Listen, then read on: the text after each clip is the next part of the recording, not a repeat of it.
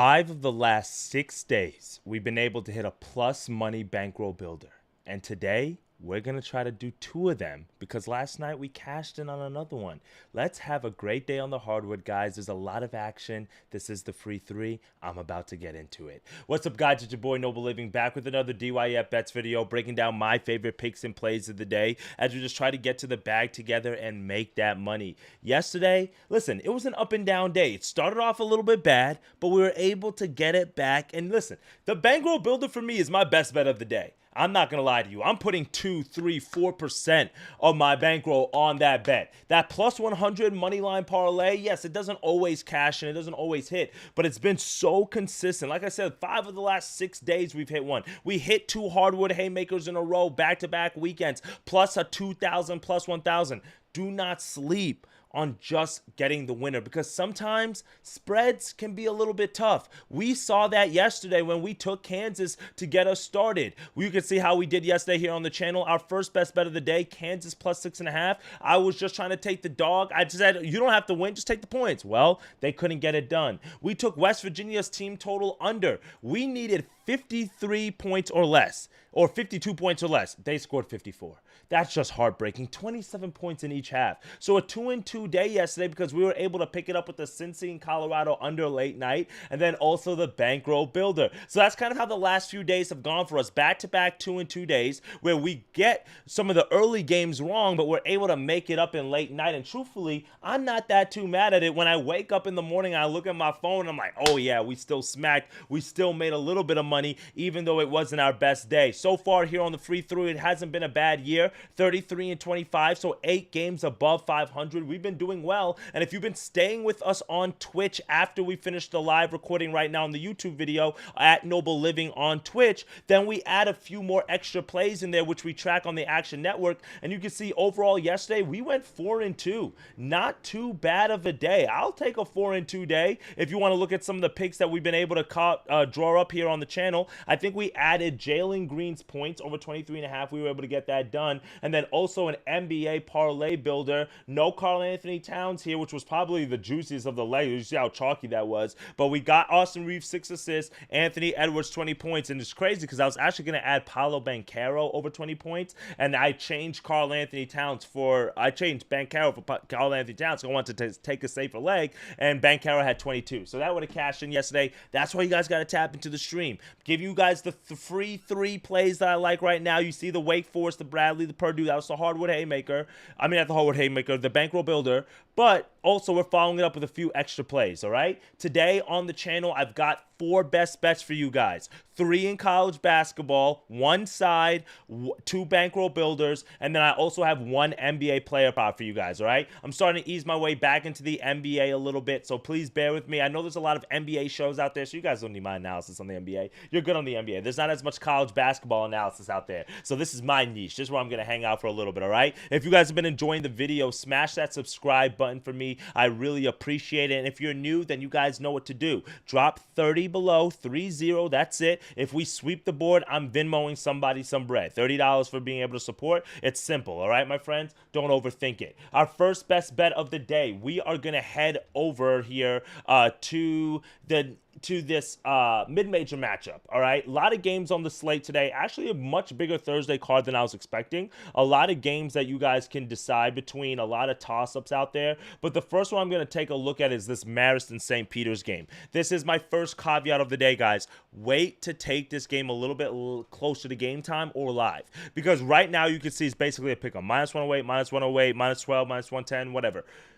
You're going to be able to get either team at plus money value on the money line. So that's what I would do. For the sake of the show, we're going to lock it in right now for my overnight bettors. But for us, what we're going to do real quickly is we're going to go Marist. Money line, minus 110 odds. I can get at minus 108 right here. So I'm just going to lock that in for 1 unit down.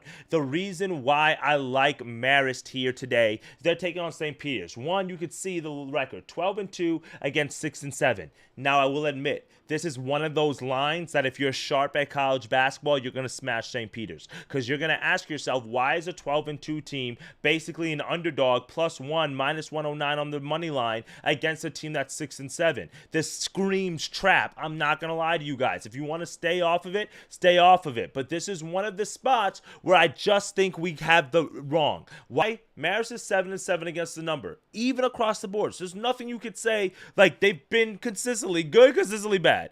But same thing with St. Peter's here. But when you dive into St. Peter's a little bit more in Marist, I like this Marist team. They're 12-2 on the year. They have the 7th longest win streak in the country, 8 games in a row. You have to be a pretty good team to win 8 games. Now, keep in mind, the competition's not all that good, but a Quinnipiac team, that's a decent win, right? Their strength of schedule has not been the best.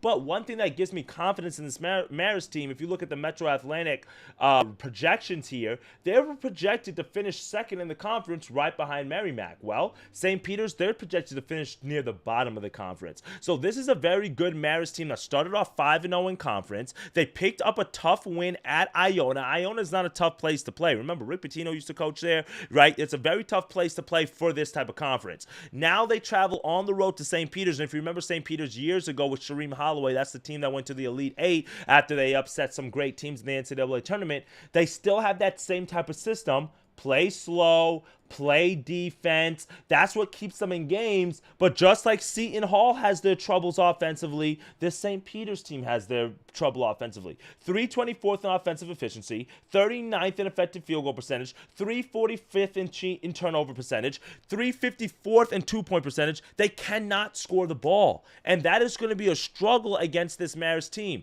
Now, keep in mind, KenPom has this as a win for St. Peter's. I'm going against KenPom in this matchup, but I like Marist here. They struggle offensively, but defensively, they are decent, and they still have a top 100 in effective field goal percentage, 88th in two-point percentage, and guess what St. Peter's does not do well? Out of everything, they guard the 3 well, they don't guard the 2 well. And Marist is more of a 2-point team than a 3-point team. I like Marist in this situation. They've been on a hot streak. They're going to get St. Peter's best blow today. Don't get me wrong. I would not be surprised if this one comes down to the last second. You're going to be biting your nails, but this is a mid-major matchup for me, where I think that we're getting a little bit of value on a team here because we're getting a little bit of an overreaction to a spot. When you really look at the schedule for Marist, they've played away games. They've been strong in conference. They've beaten some of the top or better teams in conference like Quinnipiac, like Iona. A great win against a very good UMBC team here, and Army team, and Richmond. I like Marist here. I'm taking them on the money line on the road today as our first best bet of the day.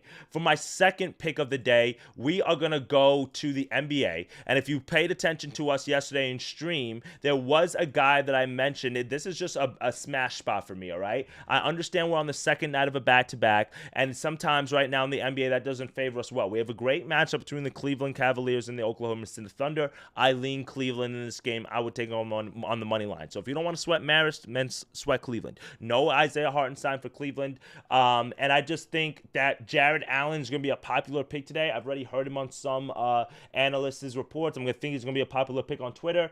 I like it, but I would be a little bit nervous. But I want to go to this game here between the Rockets and the Kings. The Rockets played last night. They picked up a dub, right? The Kings are at home. I see why the spread is what it is, but I don't necessarily agree with it. I think the Rockets can win this game. And if the Rockets win this game, then they're going to lean very heavily on one of their stars, the guy who's been balling out of his mind. We're going to go to his points here, and that's Mr. Jalen Green. You can see the lines already dropped to 22.5. I had it at 23.5. So let's take it at 22.5.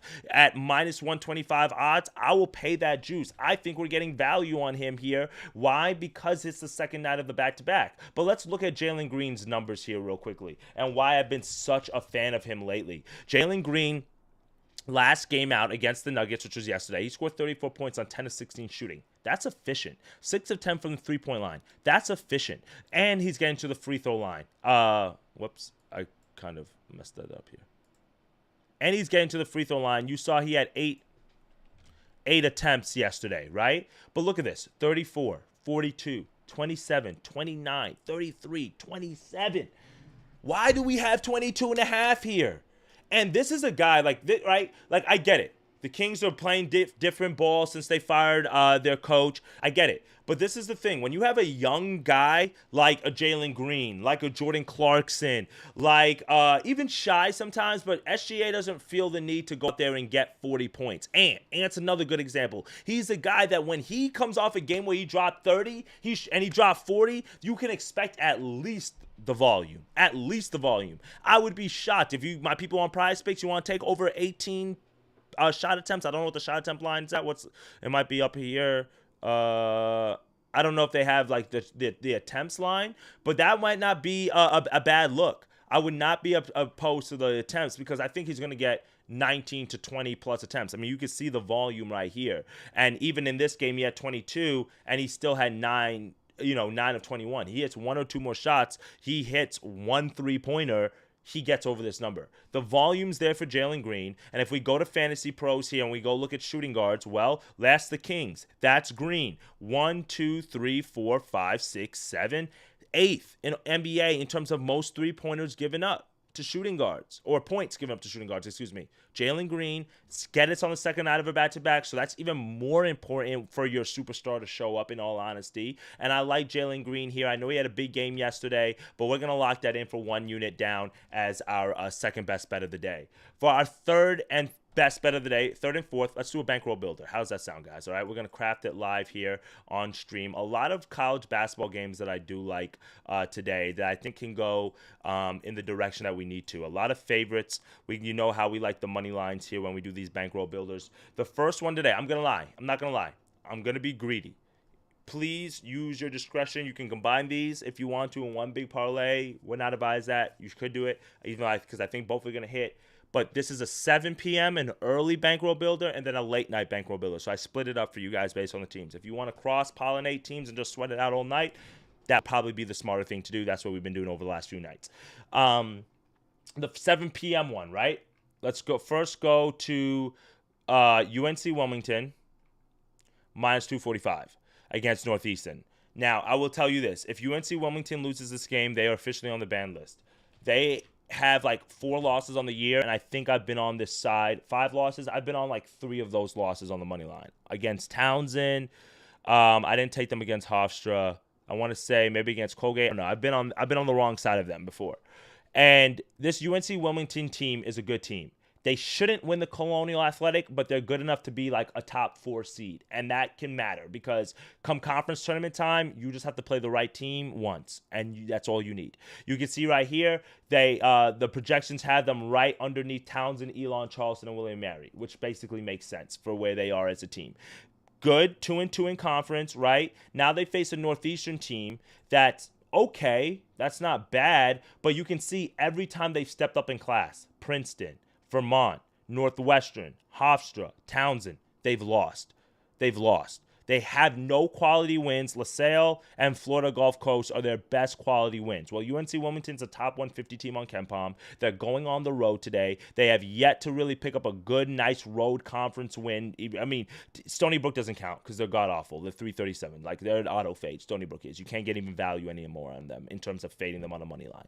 UNC Wilmington at home, strong offense, 137th here. Turnover percentage is good. You know, if you're not hitting threes, that's tough sometimes, but this is a battle-tested team. They've played Kansas. They've played Appalachian State, East Carolina. These are top 200 games here that they've played. Top 10 game here. Northeastern doesn't have a single one of those on their calendar. Not even not even a top 100 game.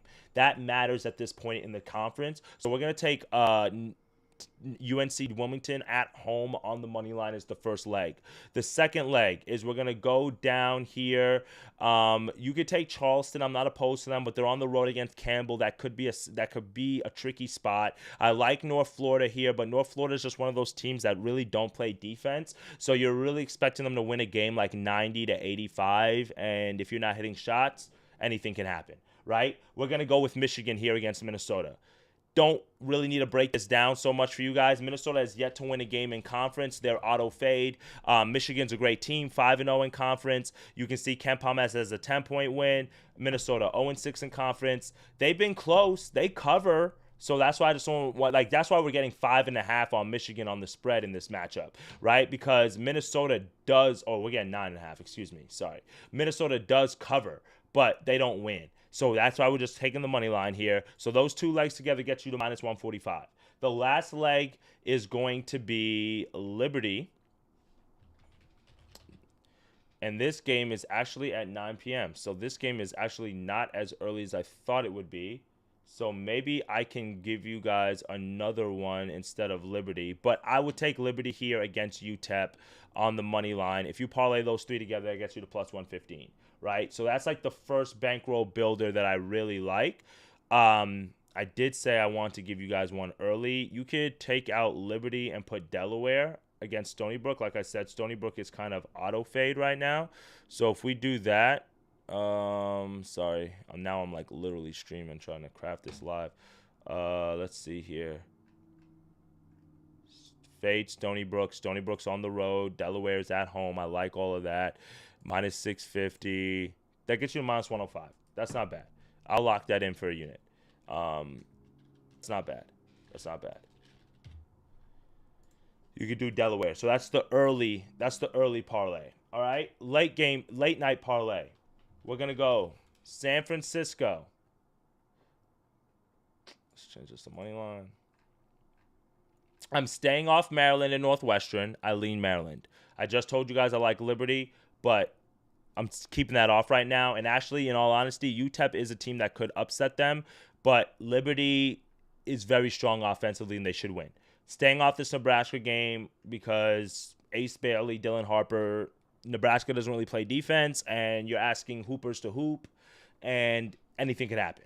So I'm just staying off that game. All right. I'm not saying they don't win. I like to take sure legs as much as possible. San Fran is a sure leg to me. They're on the road, but this is more of a fade on Pepperdine here. So let's pull this up real quick. Pepperdine, you can see they just picked up their first conference win last game, okay, and that's against number 300 Pacific.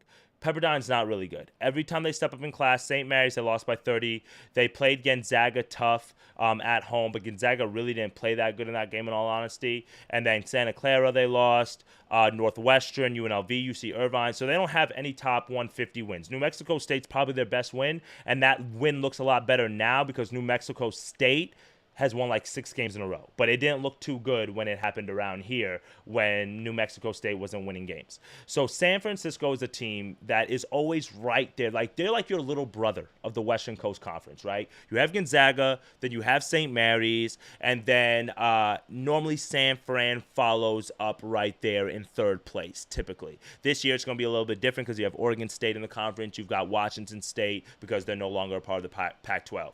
Oh, man. Okay. Did that mess up there? I froze on you. All right. Sorry. I'm going to keep chatting here. I don't know what's going on with the webcam. I apologize about that. All right, here we go. So, Ken Palm has a 6-point win for San Fran. They just lost to Santa Clara. Santa Clara is a really good team this year. They're going to be a contender in the Western Coast Conference, and that game was on the road. This game was on the road. This game was on the road. There comes a point when you, as a coach, which Chris, however you say his name, he's a good coach, his third year there, right? You got to look at you know that you've lost all your road games primarily at this point. All their wins have really been at home, except for this one against Pacific.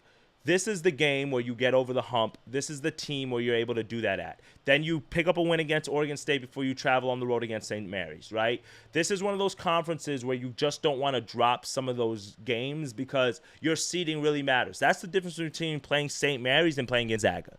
Like, let's be honest. So I think this is one of those games where it's a good situational spot for San Fran. Coming off of a loss, I think they can be able to rebound against a very weak Pepperdine team, and we're taking them. Speaking about the big dogs of the Western Coast Conference, Gonzaga, we're taking them on the money line today against Oregon State.